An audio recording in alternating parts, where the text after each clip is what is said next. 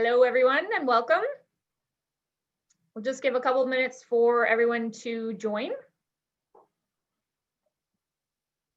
Very excited about our presentation today. We have a fantastic panel and lots to cover.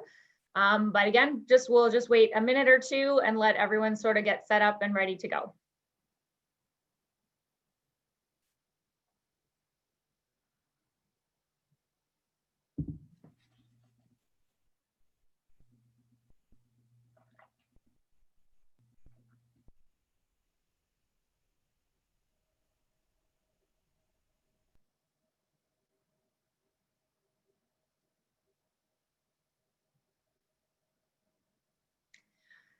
Okay, well, that was a short wait, but I think we'll get started because, as I said, we have lots to cover and just an hour, and I want to make sure that we stay within the hour because I know everyone's time is pretty important.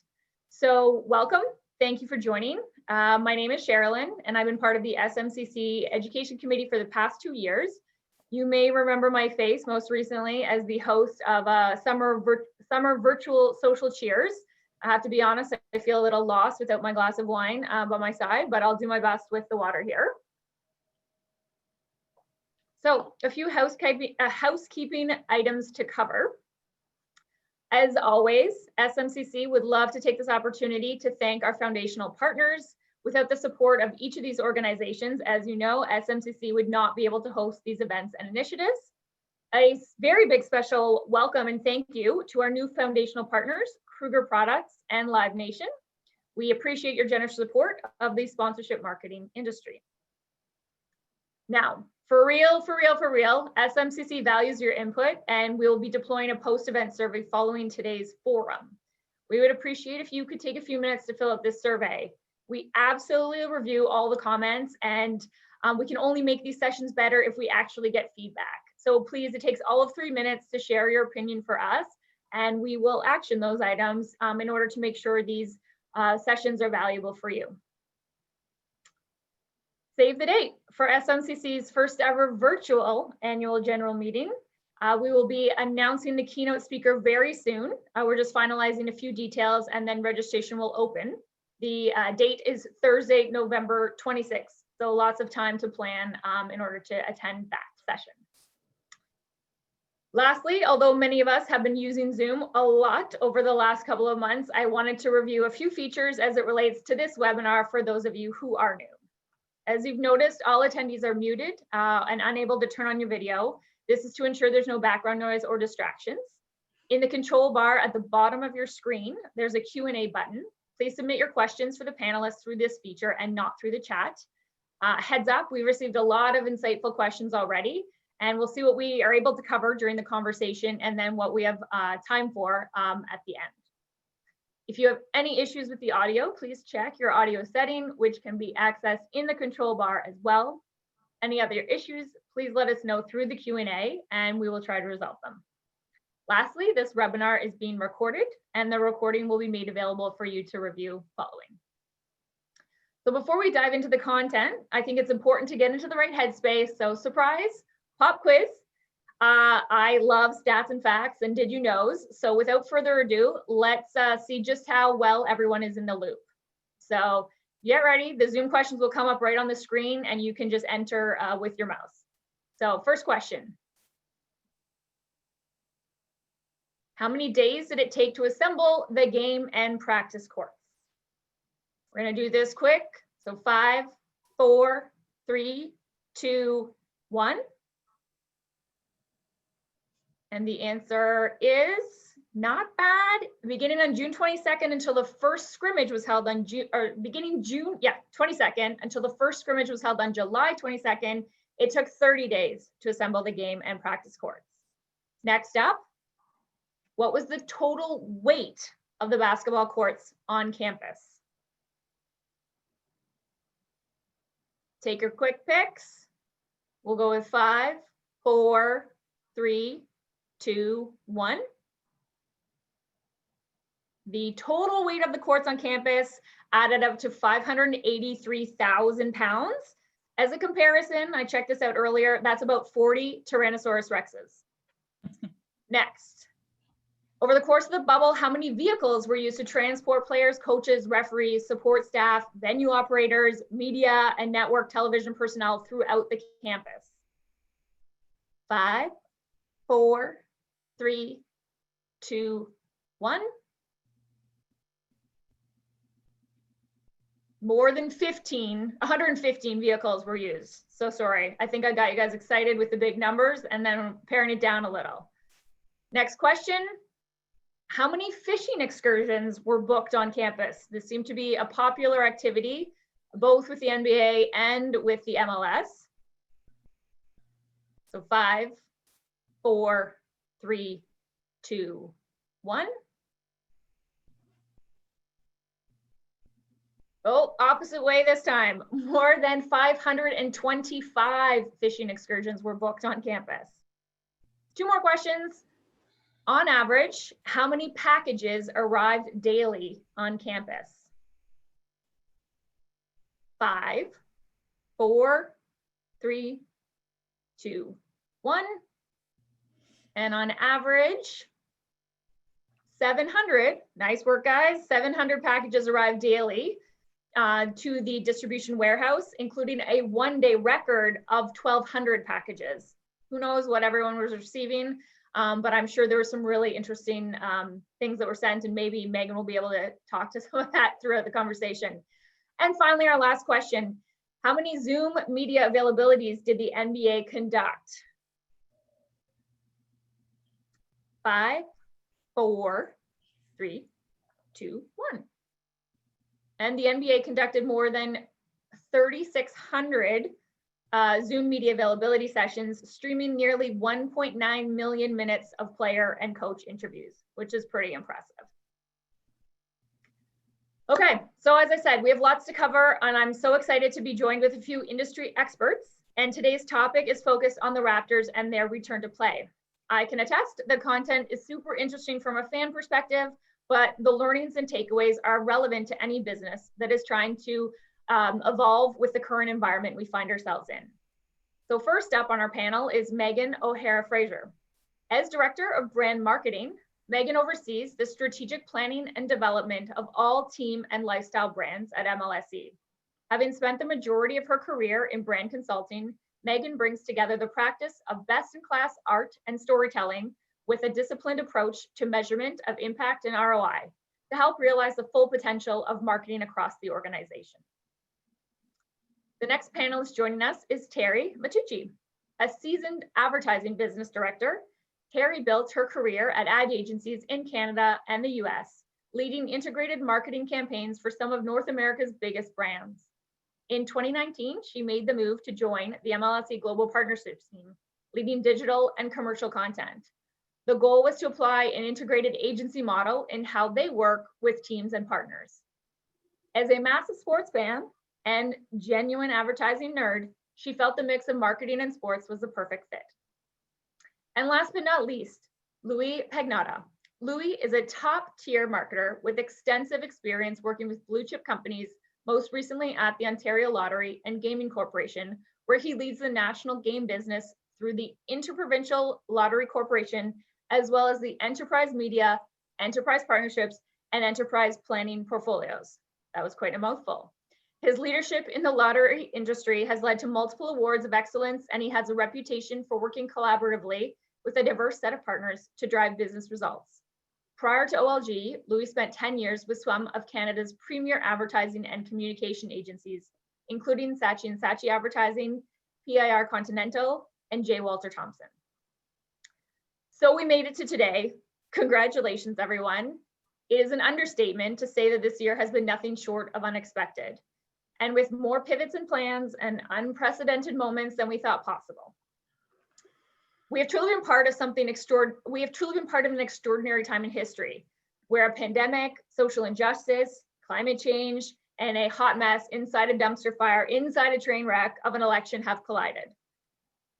I think it was impressive how the NBA pivoted their business in a way that got them back on court and engaged fans in entirely new ways, despite the chaos. 0 positive cases over 172 games. And I imagine no one felt the challenge more than the teams, players, employees, and partners. And yet, it's amazing to see what we can accomplish when we work together. So if we think back, this all really started off with a pause, a moment of quiet and reflection, and a forced shift to screens to communicate and create community. We had to think differently about what really mattered. And I think there's something really special about how our friends at the Raptors handled this, the ability to stop, pause, and adapt in a way that drove absolute and meaningful impact. So the next hour, we're going to cover the pause, the pivot, and the outcome of the Raptors restart. Let's dive in. Meghann, I'm going to go to you first.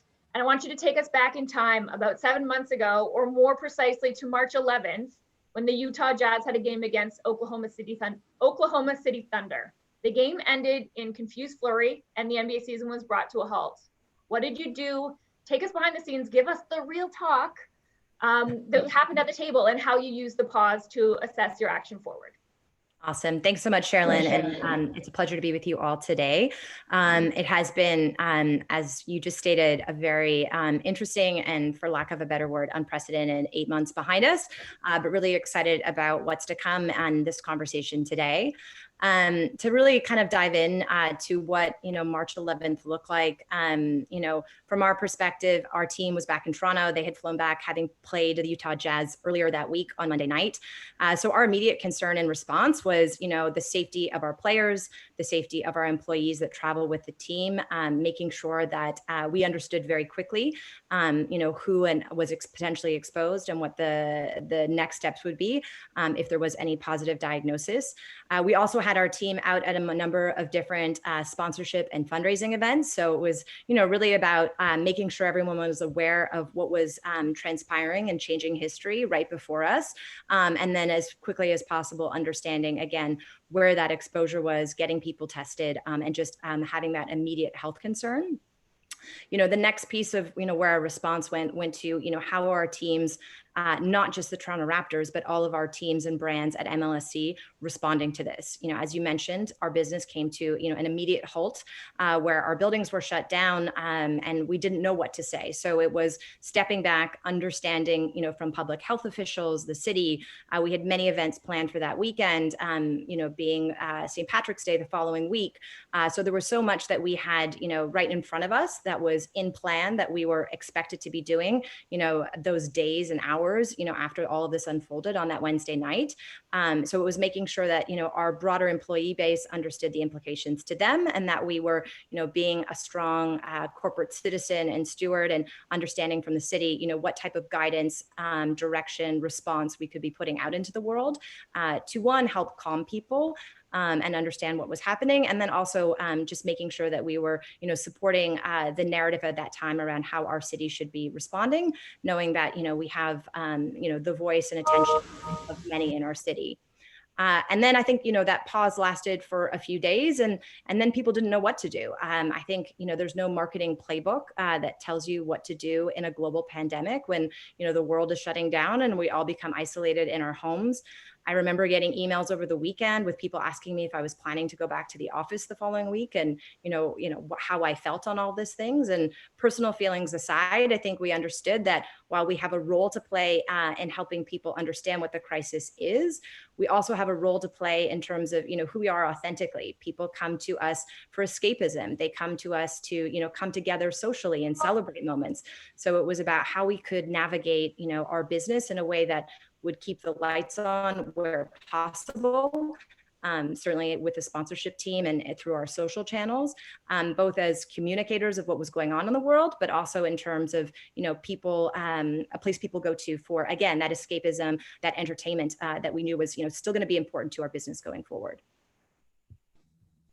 Yeah, it was definitely an interesting time. And I noticed, everything just kind of went dark to start. And so, Terri, kind of over to you. All of a sudden, no one knew what was next. And what did you decide to do? What were your initial thoughts on how to deliver against sponsor investment when no one really kind of knew what was going on? What was your process and flow? Yeah, I think it's tough, right? I mean, at the beginning, to Meghann's point, we went dark. We pulled everything. We just had to get our bearings straight. We didn't know if this was going to be a 2-day thing, a week thing, a month thing, or now a 8-month thing. So I think for us, it was really just taking a step back and understanding the gravitas of the situation. First and foremost, from our teams and our channels, really understanding that the health and safety of our players and executing that message and sharing that message with our fans at home was really important. From a partnership standpoint, we leverage a lot of our team's channels to help deliver our messages. And at that point, it was really more focused on the city, the people, the safety, health and wellness of everyone involved. And we didn't want to clutter that market. And to be honest, like we didn't feel like it was appropriate to push partner messaging. I think from an advertising and marketing community, a lot of us went dark, and some of us still are. And it becomes a discussion on, do I feel comfortable putting that message into market? I think for us, from a strategic standpoint, yes, like our season shut down, prematurely. We didn't know what was going to happen. Partners have a lot of programs that were in the mix that were ready to run. We pulled a lot of them. We put them on hold. We had to assess whether or not they were, safe or if they felt appropriate for the time. But once we realized that it was going to be, a long haul thing, we kind of sat down and we said, okay, we need to develop a content strategy. We had a lot of meetings with our marketing team. Like Meghann and I spoke probably every single day amongst other people, trying to figure out what's the landscape for today. Is it appropriate? Is it not? Speaking with other teams, looking at what other marketers are doing in and around the space. But for us, we realized, okay, I think, there's a time where we can start rolling back some partner content, but we need a box. Like we need to provide a framework for our partners because not everything is going to fly in that moment. So we developed a content strategy working with the marketing team. They also had content strategies just from a team perspective on what would go in their channels or our channels. And for us, it was really about 4 pillars. The first is health and wellness. We did one on fan engagement. So, adding some levity for our fans, like contests, games, trivia, just some fun stuff that partners could be a part of. Entertainment, just pure play video, like just immerse yourself, lose yourself for 2 minutes, 5 minutes, and timely offers. So offers that pertained to helping people through the pandemic. In our minds, like those were 4 safe spaces that we felt partners could play in and communicate through our channels. So after that, it was really about working with our partnership marketing team, going back to our partners, having discussions with them on this is where we felt was the opening. Do you feel comfortable? And then really doubling down and working on specific programs for them to seeing how much we could, not salvage, but like how much can we really produce over the next few months to make up some of the value for some of the partners that had major plans with us for the outset. And how were those conversations? I mean, maybe you weren't necessarily a part of them in person, but the feedback that you got, was there an appetite or was it, a little challenging? It depends. Honestly, every partner's different. Like if you look at the landscape of brands right now, some brands are thriving, some brands are not. Like that's just the nature of our business and just business in general, that the pandemic hits different people in different ways. I think we were never going to be pushy and forcing a brand to get into the space. You want to make sure that both parties felt comfortable. And so for us, it was, having those conversations with them, seeing what their comfort level was. And if they were comfortable, doubling down and like putting together a little integrated team to put that, to put an idea together and get that out into the world. So I would say, honestly, it was a bit of a mix. But if you look at, I think that correlates back to what you would have seen on TV at the time. Like a lot of advertisers pulled their stuff. Like out of home was really dry. Like we were all very sensitive and no one wanted to appear tone deaf. And I think that's a big thing for us. I think it's when you're adding a partnership lens, especially with a team and a sports team that's associated with the city, we realize that like there's a storyline that the teams need to portray that we are a part of, and the partners need to feel connected to that story. It can't feel separate. It can't feel tone deaf. What they do impacts our teams because they're connected. So for us, it was just really about finding those authentic moments with the partner and those messages that felt like comfort, like that felt okay at the time, that we knew weren't going to upset our fans. Because if you think about like the first few months, like tension was high, stress was very high. Like just personally, you spend an hour watching TV in the morning, understanding what Trudeau's address is going to be today, right? Like from a Canadian standpoint, that's a lot of what goes through your mind.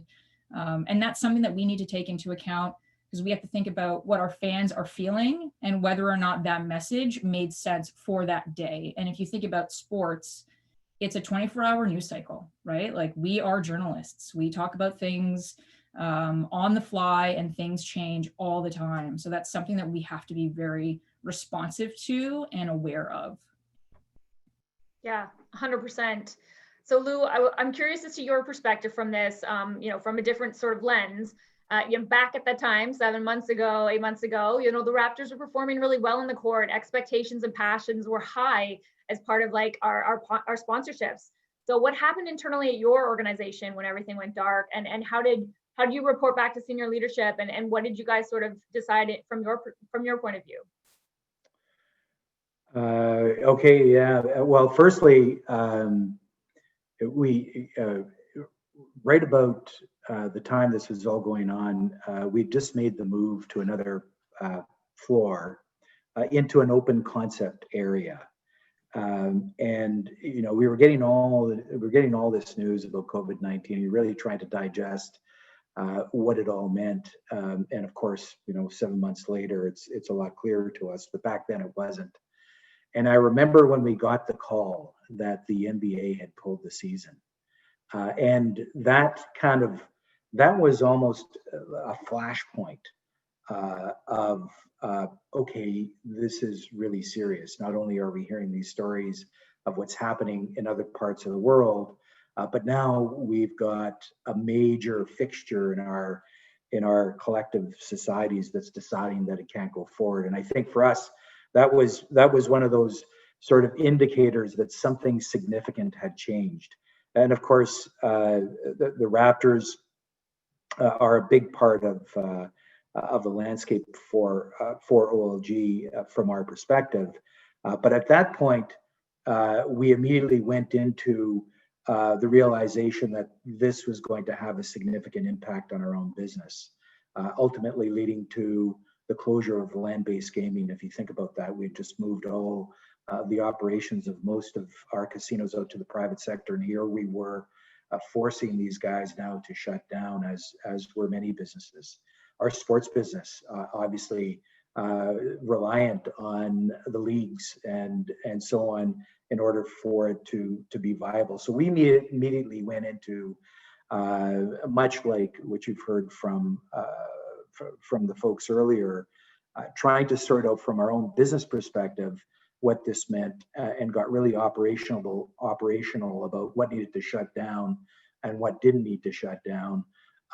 Put a pause on some of our marketing activity, and started to look eventually to the future on how we could reboot the business. But at the end of the day, it was that initial shock of, okay, this is a serious event. We now need to react to this. And then dealing with the closure of our own businesses, including our sports business, which is critical to us. So, Totally. Thank you to all of you for sharing so candidly on the pause. And now we're gonna move to our next section, to the pivot. So NBA built its bubble and prepared for return to sport. Lots happened in between that. Specifically during this time, George Floyd's devastating death on May 25th resulted in an incredible movement across the globe. And Black Lives Matters is a message I connect really strongly with the Raptors. Going back to when the team buses rolled into Orlando in July, it really turned heads. So Meghann, how did this come about, and what was the brand strategy entering the Raptors restart? Yeah, no, absolutely. I think, obviously the world changed on March 11th, and then more so in terms of where this movement was, and, what we were all talking about come May 25th. I think the important thing for everyone to recognize that even before you saw that bus pull in Orlando, that the conversations that the players were having at that time in May related to return to play, what the bubble would look like, how Lowry was a very active voice with the NBA in terms of representing the players union and what the players would want. There was a giant sort of pivot and shift that happened, where all of a sudden similar Zoom calls to what we're having right now were had amongst the players, both in the MLS, the NHL, and the NBA most certainly. And it was now about how were they going to make sure that this social justice movement didn't look like movements before, that they were using this opportunity going back into the bubble to elevate their voices, to demand action. I think as John Wall, a player for an opposing team, said very well, they weren't interested in just shutting up and dribbling. So really, this was never about a brand, movement or moment. It was really about the players coming together using going into the bubble, and then certainly using our platform and our brand as the Toronto Raptors to authentically elevate their voices, make their demands known, and keep this narrative top of mind going in. They didn't know exactly what that would look like, but that was certainly, again, no credit to be taken on our side. This was, all in the hands of our players and conversations we had with them, again, around how we use both return to play and the brand platform as a way to keep this conversation going. It was obviously much easier for us having a leader like Masai, who is a known activist, who is already, making moves in the social justice space, in the world of development, being a very active influencer and speaker in the United Nations with Justin Trudeau. So again, having someone like that to direct, to provide influence, to ideate with around, again, how we keep that message and that voice top of mind. And again, it was the players' ideas to wrap the bus, to make sure as they drove into Orlando that, again, their stance on this issue and their stance on what return to play would mean for the team was very clear. As we continued to work with them, we were, ideating on, a daily basis around what next, what is the next touch point, moment with the media where we can, again, keep this message strong, keep this message clear. And after a few weeks had progressed, and certainly after the Jacob Blake incident happened, I think the mood really shifted from awareness to, we're fed up. We want actions taken. We don't just want to, again, be here. We want to make sure that the world is changing around us and that people hear us in this moment. So that was really powerful. And I'm really proud of, specific members of our team for standing up. The whole notion of the boycott, was something that really started behind the scenes with the Toronto Raptors. And then obviously, the Milwaukee Bucks were the first ones to decide not to leave the locker room. But again, a conversation that, we were really active in leading, and the conversation back to us on the brand and marketing side was, again, use our platform, keep pushing. What actions are we taking next? So moving beyond bold statements, wearing T-shirts, using, post-game press conferences to actually demanding the league and the world to stand up and drive meaningful change. Yeah, a few questions that were part of the, that came in earlier that relate to this is how difficult, or what the real conversations with the players, like some of them had families and friends, and sort of because everything was moving so fast, and there's brand, there's everything, like as you talk about, they wanted the buses wrapped. Were you literally on Zoom calls with the entire team and they were like brainstorming, or was this like Kyle Lowry did it and came back to you and presented it? So just curious about that, actually the player involvement and how close they were to the marketing arm. And then secondly, how difficult was it in terms of some of these players being like, I have families and like, Yeah, no, absolutely. So we had a few direct sort of like Kyle was definitely sort of the ambassador and the representative of the group. So there were direct Zoom calls we would have with him. Sometimes it would be a phone call. We also worked very closely with Jennifer Quinn, who's in our media relations team. So where possible, we tried to get, a few who were more vocal and more comfortable speaking directly with us to represent and feedback, the intentions, the tone, the feeling, of the team overall. And again, where we could be more directive. We also tried to work with with Jennifer Quinn and her team and the player relations team on where players wanted to find an opportunity to share their story. And I think that's what made what the Toronto Raptors did so powerful, was that everyone shared their personal account, that it wasn't just about, wearing a jersey with a specific message that was predetermined by the league, but it was about sharing, their individual stories and finding moments, whether that was, through our .com, through post-game press conferences, through social media, to share those stories that were, very personal, and intimate about their own upbringings, their own families' experiences, their own concerns, to your point, Sharolyn, about their families.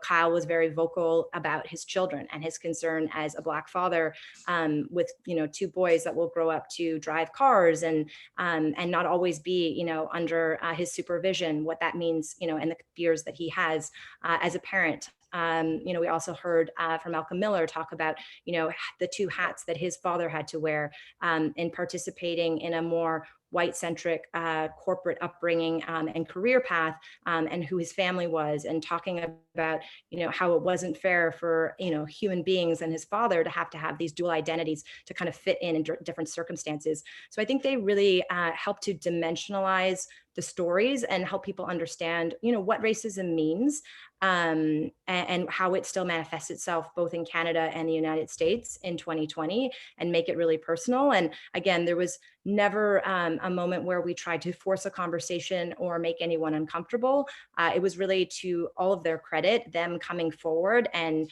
yeah, as leaders, stepping up and wanting their voices to be heard, and wanting to use their influence in this moment in time to constantly push the conversation forward, which was, again, tremendously courageous, and yeah, something that I'm very proud to have been a part of. Yeah, they certainly had an incredible spotlight on and a platform to be able to share their story, and their influencers. So I love the way that you guys were able to help them with that. So we're going to shift back to Terri and back to digital. And as we got into the bubble, there was very limited broadcasts available. No one was in their own arenas. A lot of assets, stripped away, and digital became virtually the only way to engage and incorporate sponsorship. So how did you balance all the requests? How did you figure everything out? Walk us through, that situation. One day at a time, honestly. Like, how do you balance a dozen or so requests a day? We have an amazing team in partnerships, from partnership marketing to strategy, and obviously digital strategy. We work really closely with marketing and our content teams. Like, we had to work together is the reality. We, maybe the benefit for us, if I could say benefit, is before we actually got into the bubble, we had about 6 months where we were pumping out content as best we could. And we got into a groove on how to work together, and how to build ideas that we felt worked, and doing that in the middle of a global pandemic on top of a social justice movement. I mean, it's not like, to Megann's point earlier, like, there's no chapter 3 in your marketing school book on like how to deal with a pandemic. You're sort of figuring it out on the fly. So I think for us, like, honestly, really strong integrated team, taking things one day at a time, working as best we could as closely with our partners on, what it is they wanted to do, what production capabilities we actually had at the time. Like, if you think about production, like, that world flipped on its head as well. And so video was a lot more challenging. We did Zoom videos with talking heads, and the studio team did a really great job of putting those together. We did, honestly, like, digital is one of those things, luckily for us, maybe, that we can do from home. And so we have devs and amazing strategists and planners and ideators, and we were all able to come together and put together some ideas that we felt worked, and produce them graphically and do them digitally. I think it becomes a challenge of inventory. Like, are you flooding the market? Are you flooding the spaces with these messages? Like, the Raptors had a lot of key messages going on. Again, we can't overtake more important team, brand, political, social messages. We have to live amongst it. And so that becomes the dance that we have to figure out, like, where partnerships fits in. I'd say for us, a big part of that is trying to make sure that we're not just recycling the same ideas. I think at the beginning of the pandemic, like, we had a lot of the same ideas coming up over and over again, because it's new and you're trying to figure out, like, what can I actually do in the digital space? And so really doing a mix for us, and pushing that mix of whether it's like at home, do it yourself video content, or an 8-bit game, or a trivia, or like using a social platform to do trivia, like really mixing things up. I think for us, we had the team on the ground in the bubble. We had the marketing team had a videographer and photographer down there. So they were able to send us footage that we could use in some of our content. Like, for instance, Open Gym with Bell, obviously, like, has a lot of behind the scenes content that tracks sort of what we were doing. So that was really helpful for us. But every day was, as we moved through different phases, like, we had more, it kind of unlocked more opportunity for us to build things, which was really great. And I think, honestly, like, if I kind of think about where we were in those 6 to 7 months, we did an amazing job of pumping out over 50 different partner programs across over 35 different partners. Luckily for us, once the games got back and going, we were able to turn, I'd say maybe 75% of our game day content back on that had partners involved. So that was great for us, easy enough for us to execute. And we peppered in a few new programs in between and made some pivots to some of the existing content that we would have normally created in person. So that was our bubble experience. I'm curious, didn't prep you for this question, but gonna like fire you on the spot. What can you name an example or two of, you know, some of the sponsored content that performed best, and why did it perform best in your mind at that time? Yeah, I mean, from a partnership standpoint, I think our 8-bit games performed extremely well. These are our trivia games performed extremely well. These are engagement pieces where we leverage our apps to pull people in and just, you know, lose yourself for a few minutes and just engage in some really fun content. We had a lot of sort of video screen Zoom meetings, like pre-game, post-game. Coors Light did some amazing things with us where we had not like essentially like a talking head scenario, but we're able to do the analysis before and keep people engaged and sort of bring in like that broadcast experience to the digital space, which was really good for us and allowed us to have that one-on-one communication with our fans. We did some Twitter Q&As that were really good with our NBA, our Raptors coaches and team personnel with LG, and we had like quite a bit of different things, even like bringing back historical footage that worked really well. We had some fitness things that we tried where even like the Raptor got involved and did some really fun at home workouts for us. But yeah, it was pretty broad, I would say. Yeah, there was a lot going on. So it's going to be interesting to see moving forward, which we'll get into our next section. Don't want to jump ahead too quickly about, you know, what things are keeping and what things, you know, you might pass on. But Louis, we're going to transition back to you. And as you mentioned, your organization had to deal with a really tough business reality that the venues and casinos were closed. So how did you navigate this and make sponsorship work? You said you kind of repositioned and did a whole analysis. Can you walk us through that and how sponsorship helped you guys in that?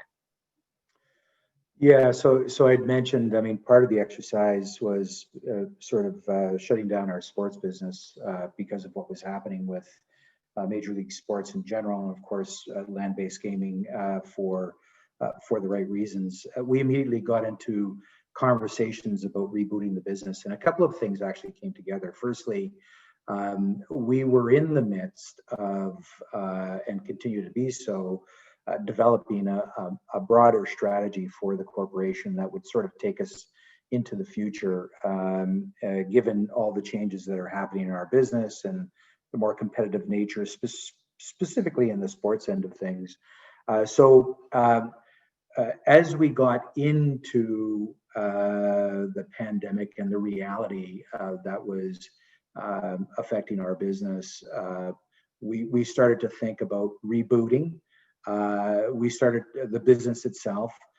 We started to see the opportunity for the sports business coming back on stream, which was a good thing, and thinking about how we can get that going, but also leverage the opportunity, if you will, to advance some of the thinking that we had put in place with regards to our overall strategy behind OLG. So these things all kind of came together in a reboot plan.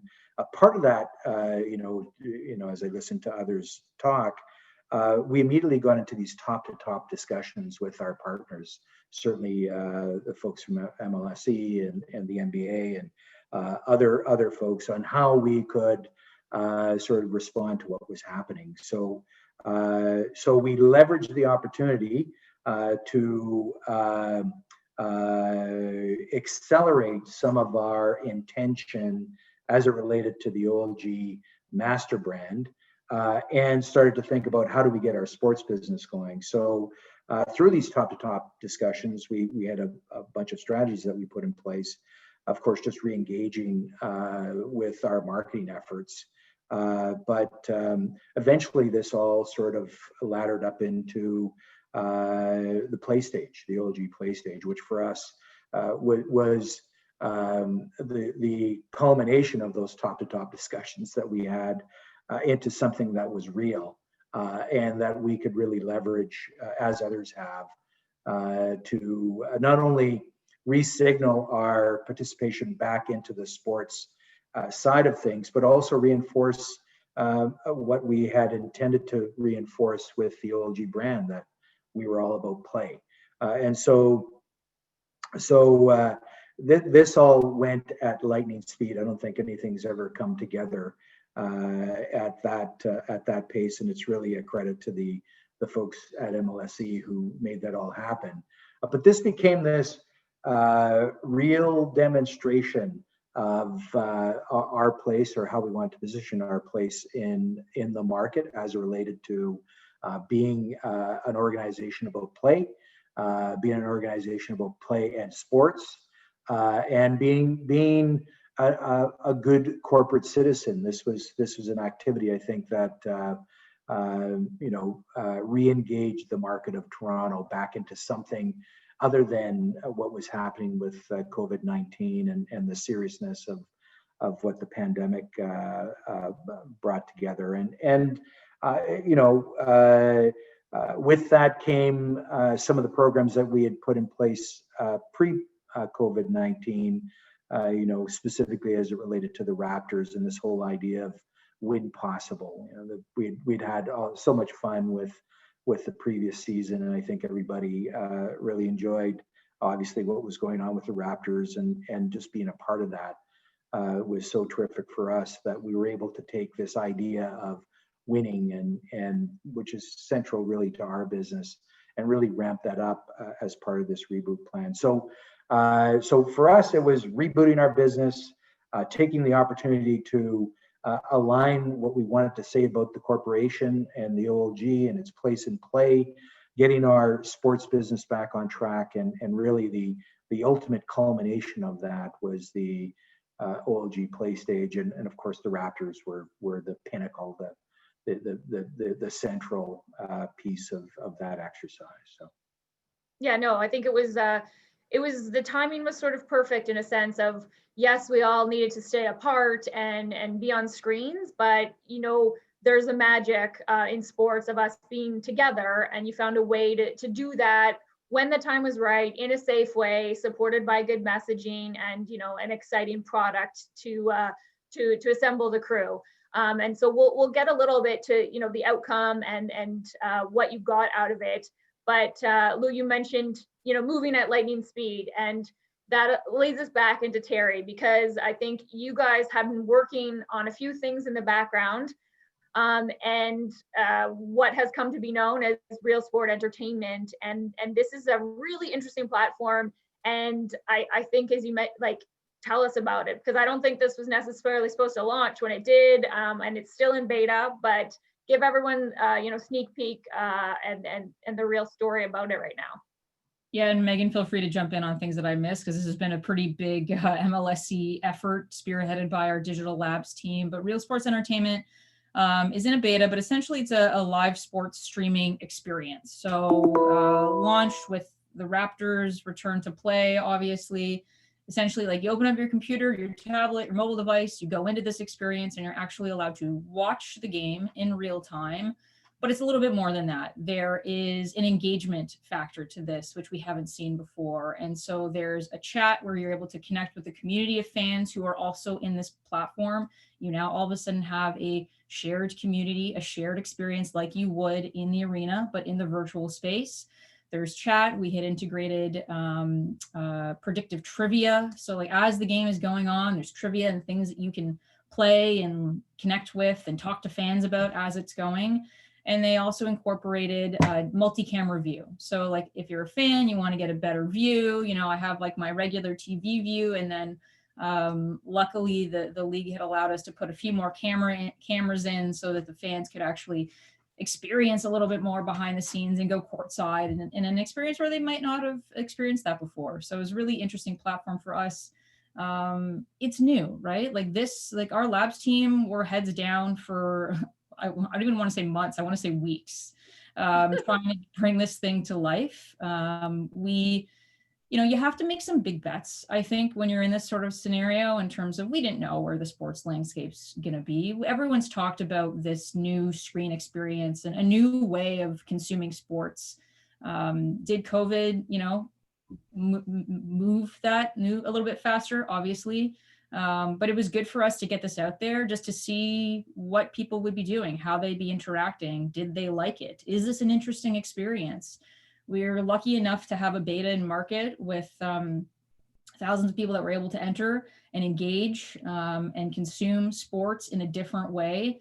And I think for me, like, I applaud our partners, because this is a bet, right? Like, you're trying something new, and it's not for every partner, but for those who have a stronger connection to tech and innovation, this is something that you want to be first to try. And so that was really important for us. We had a few big partners as well, from the Raptors, even like LG and Tangerine, that jumped on and just tried to help us bring this to life. They were part of the experience. They tested it out with us. They got that opportunity as well. But it was great. We're continuing it on for TFC as they venture forward, hopefully into the playoffs, obviously. But it was great. And the one thing I'll say, just actually pivoting back to Louis and OLG PlayStage, and just like the importance of digital, like PlayStage is something, like, if you think of the Square or Jurassic Park, I use in quotation marks, I probably shouldn't say that. Megan's probably going to tell me that Universal is going to call, but essentially, like, that's an experience where people go, as fans go, and just to be a part of a community, to be there physically. There's obviously limitations with that because of COVID. We have to be sensitive to that. But where digital allows us to play a role is like leveraging our devices and engaging with fans and engaging with the screen and with each other, whether it's an in-app game or prizes that we can give away. It allows us to be connected in a physical space, even with ticketing, right? If you have your digital ticket and you walk in, or drive in an OG PlayStation set. So for me, I think that's just a really important thing to bring to life. And I think OLG PlayStage was one of the first major events like that of our COVID time, whatever you want to call it, that actually brought together like physical and digital and created really seamless play, like just to kind of show this is where we're probably going. And so for us, when we think of new events for our teams and our partners moving forward, it has to be a cross between physical and digital, and that marriage of them coming together, because technology is going to be a safe way for us to engage and interact and connect. Totally. You couldn't have said it better. I mean, we have all moved with technology in a way we never thought possible. I never thought I'd be having so many meetings on different types of video platform, and it works. It actually does. We all struggled at the beginning, but here we are on our 5th or 6th virtual session, and it's going okay, I think. So let's transition into our last section. We have about 10 minutes left, hoping we can fit in some questions, but I think we've also managed to fit them in along the way. So our third section is the outcome. And Lou, I want to go back to you because we've talked about the OLG play stage and you've mentioned the strategy, but what were the objectives and were you happy with the results? And would you have done anything differently? As Terri mentioned, like, this is the time to beta test and try things. We know we might not get it right. So will it continue? Just give us some thoughts. Yeah, well, and for sure, I mean, I think if anything, not unlike the technology that Terri was talking about in terms of experiencing a live event, our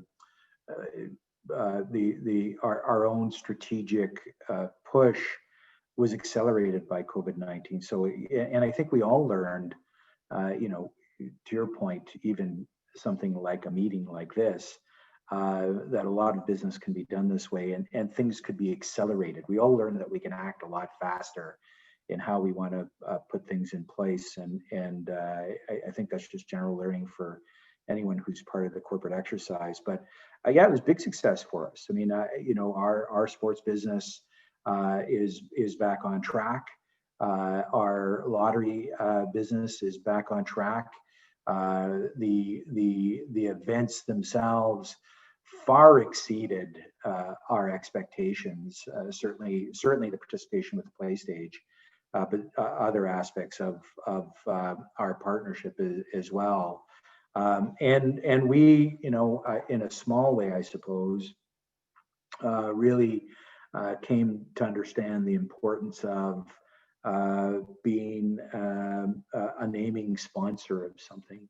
And I think the results at the end of the day, whether it was through all the earned media that we received every time the play stage was talked about, or just our digital efforts to sort of amplify and take what was going on there and bringing it to a broader audience, did exactly what it needed to do for us.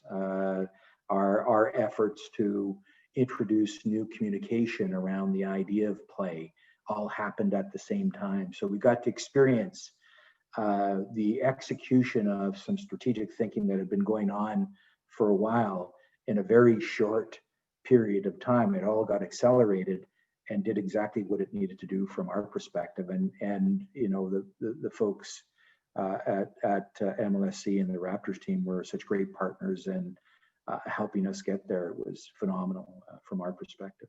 So it's good news. 2020 was not a waste for you guys. It's not a throwaway year, which I'm happy to hear about. Meghann, want to transition back to brand and the fact that, Raptors, you guys found a voice, you used it in such an incredible and meaningful way. How are you planning to move forward as a brand? There's a lot of speculation on the start dates coming up, and what's that going to mean in terms of how you communicate heading into this next season? Yeah, no, for sure. So I think one major change that happened on the front office side that I'm sure most people saw was that John Wiggins was appointed to Vice President of Culture, Diversity, and Inclusion. So now we actually have someone within the Raptors organization who has that focused mandate around making sure that that's a part of everything that the Raptors do. So we're currently working with John around what that means and how that integrates in terms of our brand, season, and storytelling. I think people have already seen that our team is committed and continues to be committed to this issue and using our brand and our influence. There was conversations of us going to Louisville, and that didn't happen. And I won't get into the details, but we all know why. We were also hoping to use Scotiabank Arena as a place to bring expatriates in Canada in to register to vote. Unfortunately, we weren't able to do that for public health and safety reasons. But again, we're going to continue to use this platform to work more closely with John and with Masai to better understand, how we want to lean in, what are the specific actions we as an organization want to make, both as a brand and then obviously in collaboration with our partners as well. So already talking to Terri and others, on the global partnership side as to, where are the appropriate places for us to partner and find opportunity to have more deliberate and intentional action together. Can't wait. I can't wait to see what you guys come out with. You do such incredible stuff. Terri, last sort of formal question as we bring our conversation to a close. It seems like you maybe have kind of cracked a bit of a code in terms of how to reach masses in a meaningful way with real sports and entertainment. And, what can we expect from that, or just from your digital team in itself moving forward? And, what should sponsors be looking to do in terms of activating either through MLSE or their own digital channels based on your COVID learnings and the direction sports is taking? Yeah, I think there's a lot in there. Obviously, we're going to continue down the path of RSE, Real Sports Entertainment, not to speak in acronyms, but we'll continue down that path. I mean, our social channels are important to us. Obviously, team narrative and partner together, trying to find authentic fits for our storytelling with them and communication. We have team apps that we leverage quite a bit. They do a lot of hard work for us in terms of engagement with our fans. Maybe, one of the few places that we can and will be able to engage with a lot of our fans in a bit of a deeper way. So those are things that I think we're focused on. Content's going to be big for us. I mean, I have an amazing digital team. We are small but mighty, and we span, across multiple partners. I'd say at this point, everyone has to sort of think a little bit more digitally. It's not just digital is a media essentially. And so ideas can live across them in different ways. And essentially for us, we need to figure out how to put together authentic marketing programs that leverage our ecosystem and the tools that we have, whether it's our app, our social, RSE. They're going to have to span a little bit across everything. And that's something that we're going to continue to explore and double down on with our teams over the next few weeks, months. We're in a lot of end of season meetings with our partners prepping for next season. But one thing I'll say is one of the benefits of the last few months is we have a ton of data, like data. Like we did so many programs, marketing has a ton of data. We're starting to understand, maybe more so than we have in the past, what works, what doesn't, what types of content fans want to see, what puts throws them off a little bit more or underperforms. We're optimizing how we're producing things and how we're delivering things. So lots of learnings to come from there. I think from a sponsorship standpoint and a partnership standpoint, my advice is make some big bets. Like we are in a uncertain time. Not everything is going to go the way that you plan it to, but go in knowing that you have an objective. You're going to work together with a nimble team, especially with our team at GP, our global partnerships and MLSE. We have to be nimble. There will be pivots. The number of times we had to stop, start, pull something back, tweak it, go dark, go back on. Like this is our world. It's 24 hours and it's nonstop. And at the end of the day, we have the best interest of our partners and of our teams and trying to make sure that the narrative feels right and works for both parties. But a lot of that is just being patient, being able to pivot and not knowing what COVID number is going to be tomorrow or other headline is going to happen. Like this is our world and we just have to kind of hold hands and work together on trying to be as nimble as possible. Honestly, couldn't have said it better, Terri. Thanks for closing out the discussion. Really, we there's a few questions, but they're pretty deep, and if we get into them, we're definitely going to go past an hour. But I feel like we managed to cover off a lot of what our audience was looking for. So thank you so much to Meghann, Terri, and Lou for joining us today. Really appreciate your sharing your experiences and your insights. And just sort of like in closing, I think we've seen advertising's really changed and people's lives have been greatly affected. So us as an industry, like what we say means something. It needs to mean something. It needs to stand for something. And it's clear that the sport can make an impact in a space that really does matter to people. So, we all get to play, not to play on the words, but we do get to play in a world that is special and it's connected and it has scale. So I just leave you with the thoughts of like, do we want to make a difference? Because I think we have a really good jumping point to hold ourselves to that standard. And we've seen some incredible examples that have sort of come out of the situation that we're in. And I, as a fan and a partner, really look forward to seeing what we're able to accomplish in the coming season. So thanks again. And thanks to everyone for joining us. We had over 200 people with us on today's session, and we definitely look forward to seeing you in future webinars. Have a great day. Thanks for having us, Sharolyn. Thank you. Guys, take care. Thank you. Thanks, everyone. Take care.